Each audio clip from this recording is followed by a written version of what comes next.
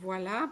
Bonjour, Madame Gauthier. Je vous remercie d'avoir accepté cette rencontre par Skype. Vous êtes une des organisatrices de la conférence Habitat 3 qui a eu lieu il y a 15 jours environ à Quito. Peut-être vous pourriez vous présenter pour mieux vous faire connaître chez nous et aussi nous parler un peu des résultats de cette importante conférence Habitat 3 qui n'est pas très bien connue ici, donc ça serait bien si vous pouvez un petit peu vulgariser. Merci.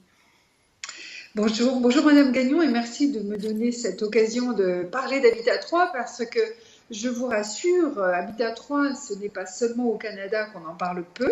Je pense qu'on en parle peu, beaucoup moins que de la COP 21 et en France on est assez sensible à ça parce que la COP 21 a été très populaire.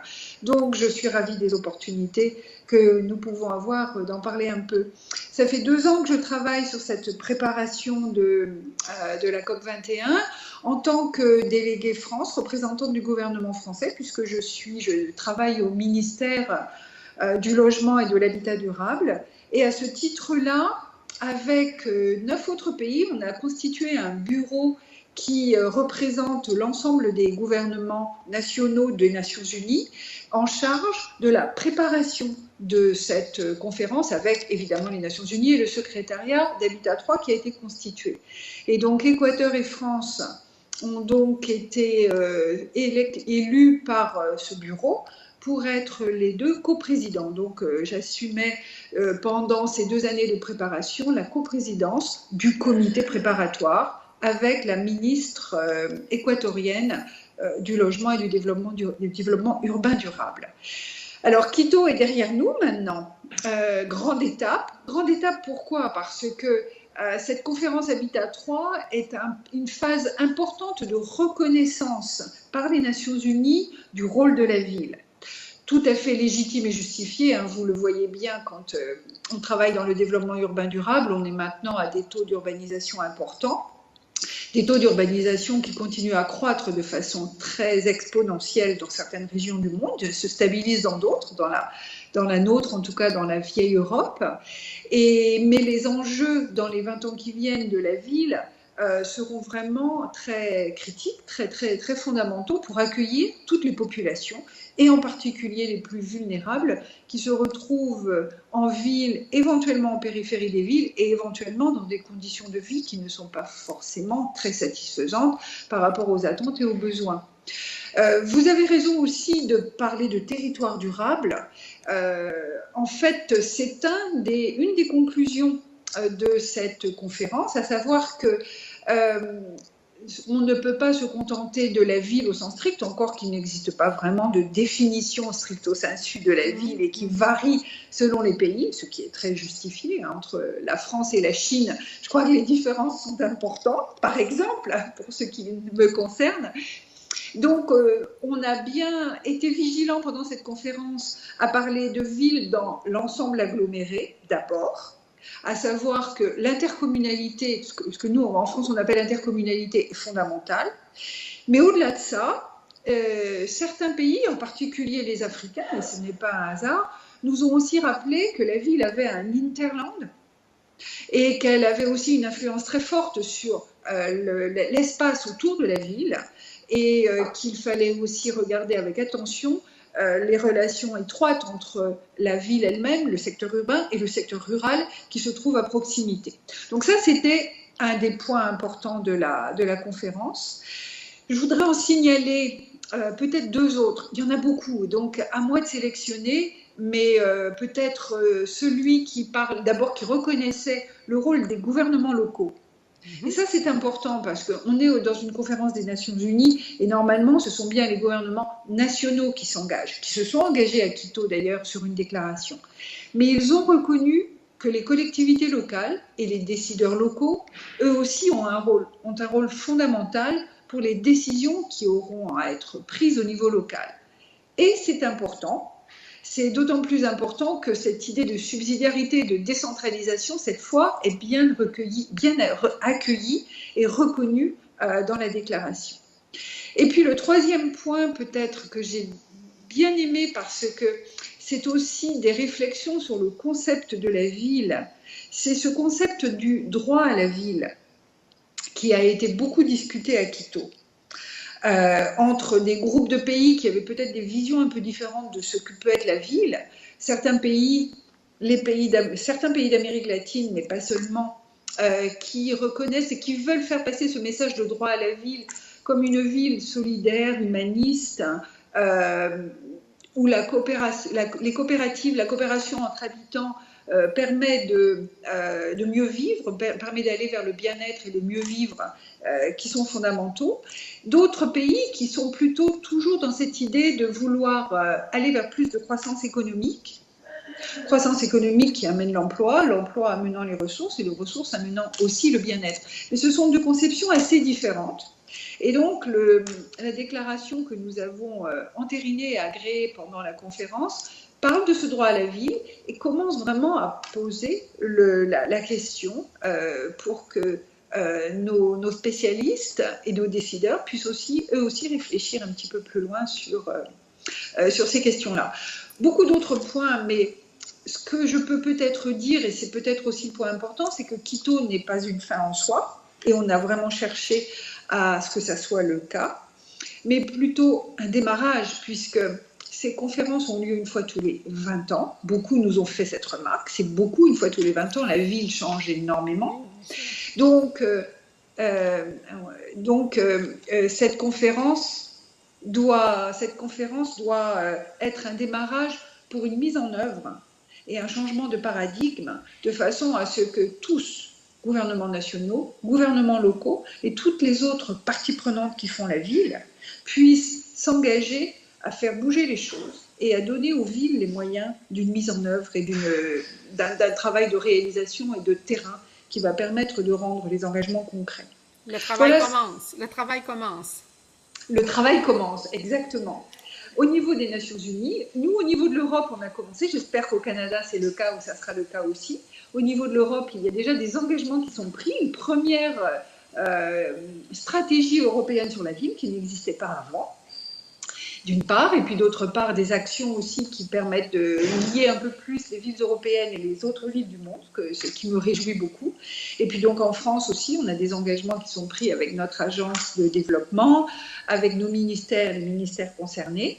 Et je pense que c'est à partir de ces éléments-là, si tous les pays s'engagent, que l'on pourra avoir des réponses, qu'elles soient économiques, financières, de capacités et de moyens pour que les villes du monde, les villes de tout le monde, du nord comme du sud, puissent répondre aux enjeux des 20 ans qui viennent. Et est-ce que la durabilité a été un enjeu important pendant cette conférence? Est-ce qu'on en a discuté? Quel lien on a fait avec les objectifs du millénaire, par exemple, ou avec les stratégies des Nations Unies ou sur le développement durable? Donc, est-ce qu'on a réussi à attacher ensemble un peu tous ces grandes déclarations? Comment ça peut se traduire sur le terrain? Oui, tout à fait. C'était même un enjeu qui a été un peu critique et primordial pour beaucoup, parce que Habitat 3 n'a pas une grande visibilité, c'était votre remarque tout à l'heure, et comme nous voulions vraiment accroître la visibilité d'Habitat 3, des conférences Habitat et de la ville, nous avons pris la décision, et c'est très clairement reconnu dans la déclaration, que le suivi d'Habitat 3 serait lié au suivi des objectifs du développement durable. Et qu'un des éléments intermédiaires, une des phases intermédiaires entre ces 20 ans, en admettant que ça soit 20 ans le délai de la prochaine réunion, ça, les choses méritent encore d'être discutées et décidées. En tout cas, tous les 4 ans, puisqu'il y aura une réflexion et des analyses des indicateurs des ODD, des objectifs du développement durable, tous les 4 ans, nous, sur les conférences Habitat, nous amènerons également les analyses et les mesures des indicateurs plus liés à la ville, de façon à ce qu'ils soient intégrés sur les indicateurs globaux des objectifs du développement durable. Donc il y aura un lien direct, un lien important, parce que ça permettra tous les 4 ans de faire aussi un bilan d'Habitat 3. Donc on n'attendra pas 20 ans en fait pour reparler d'Habitat 3. Même si ce ne seront pas des conférences de cette même ampleur, Quito était une grande ampleur, 30 000 personnes, 10 000 internationaux. C'était quelque chose qui a rassemblé énormément, rassemblé tout le monde, partie Donc, les 20, prenante. 20 autres mille, excusez-moi, c'était des Péruviens? C'était de la société civile Des, péruvienne? des Équatoriens, les L'Équatorien, Quito, excusez-moi, Quito, ouais, oui, excusez-moi. oui, des Équatoriens. Je suppose que quand on parle des 10 000 internationaux, c'est ça.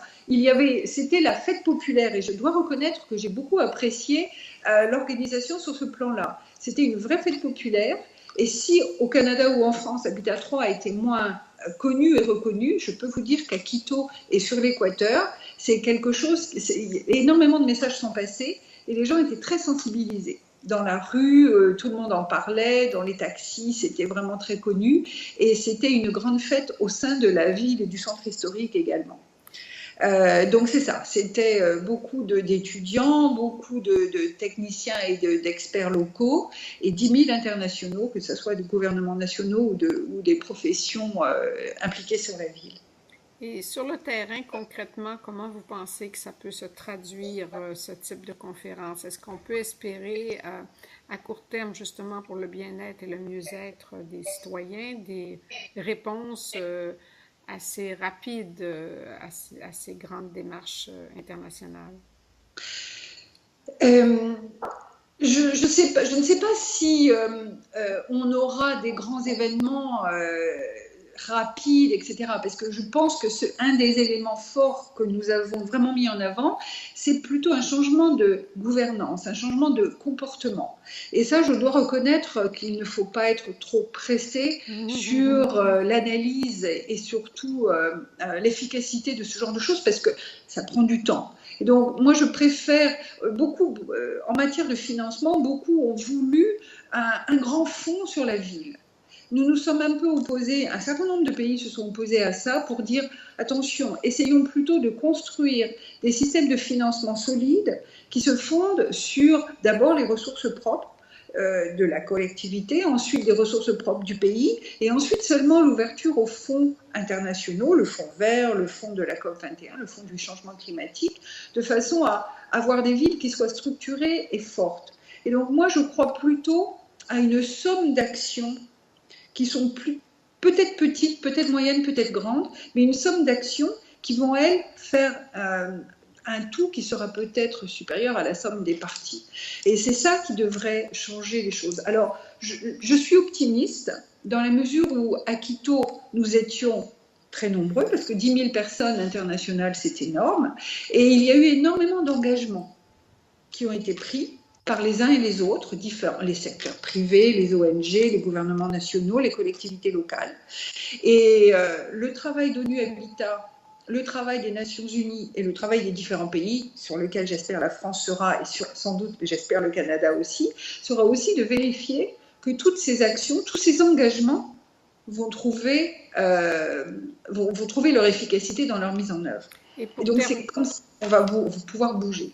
Et pour terminer, est-ce que vous pensez que les collectivités locales, justement, peuvent influencer la démarche du monde, le changement qui s'impose? Est-ce qu'on est dans une démarche inductive ou on est encore dans une démarche déductive, c'est-à-dire que l'international va dicter au local qu'est-ce qu'il faut faire? Je peux vous dire une chose, et j'avais déjà été. Alors, ma réponse, elle commençait en décembre 2015 à la COP21, où j'ai vu le rôle des collectivités locales. Et j'avoue que j'osais espérer avoir aussi une présence des collectivités locales aussi forte à Quito qu'elle l'était à Paris, et je n'ai pas été déçue. Ces collectivités locales, qui très organisées d'ailleurs, à travers la CGLU, Comité, collectivités et gouvernements locaux unis, qui est un réseau mondial puissant, étaient là, ont donné des idées, des actions, ont dit qu'elles voulaient participer de façon active et qu'on ne pouvait plus continuer à parler d'Habitat 3 sans elles, et à juste titre. Aujourd'hui, tout n'est pas encore complètement établi pour savoir comment elles peuvent avoir un rôle à jouer dans les décisions à prendre, mais elles sont présentes. Elles sont présentes dans leurs engagements. Elles veulent être présentes, et je pense qu'elles doivent l'être, dans les décisions à prendre sur le développement urbain durable. Et je ne me fais pas de soucis sur leur efficacité et leur réaction si jamais on ne leur donne pas assez la parole. Dans les 21 et 22 novembre, il y aura une suite logique de tous ces événements à Paris, City for Life, la ville pour la vie, qui maintenant a lieu tous les ans. Et c'est un peu la suite logique des actions des villes sur le changement climatique et sur le développement urbain durable. Et elle nous montre là, déjà, 15 jours ou un mois ou 3 semaines après Quito, qu'il faut toujours continuer à compter avec elle. D'accord, ben, je vous remercie. J'espère que vous allez suivre ça. Peut-être qu'on aura l'occasion de se reparler à ce sujet-là. Je le souhaite aussi. Merci beaucoup, Madame Gauthier.